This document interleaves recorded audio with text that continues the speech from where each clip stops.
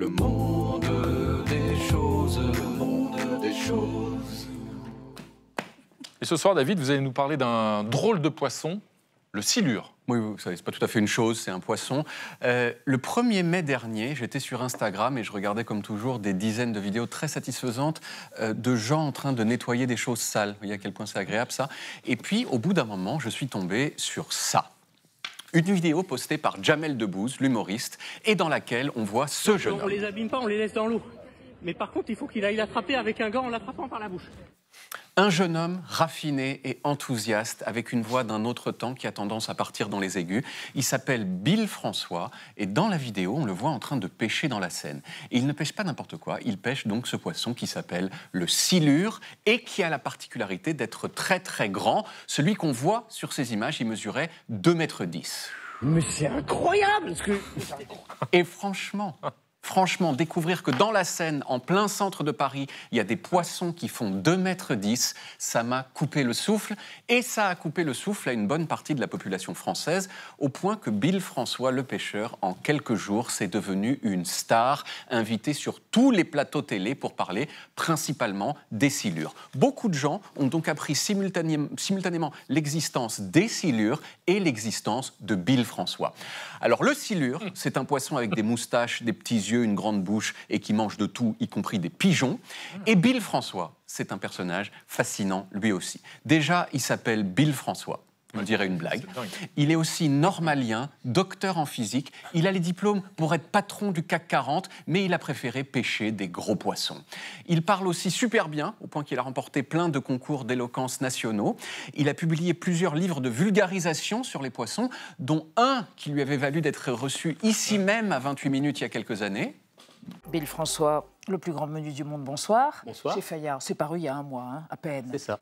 Et par un hasard très très agréable, au mois de juin, on était invités tous les deux à être jury dans un concours d'éloquence, justement. Regardez, c'est nous, là, en train d'écouter des gens qui parlent de façon un petit peu trop théâtrale. Et puis, il m'a dit, David, ça t'intéresse de pêcher le silure avec moi dans la Seine? Et j'ai dit, ben oui, évidemment que ça m'intéresse. Et il m'a dit, en revanche, c'est tôt, hein, il faut être sur place à 7 h du matin. J'ai dit d'accord, et il y a quelques jours, donc, j'ai traversé Paris en pleine nuit pour aller sur le pont de la Tournelle, juste derrière Notre-Dame, à l'endroit même où a été tournée la vidéo de Jamel. Bill est arrivé avec une démarche très déterminée, vous pouvez le voir. Il a lancé ses appâts et très rapidement, on a vu un silure, mais qui est parti tout de suite. Il a quand même effrayé les canards, que vous allez voir juste à côté.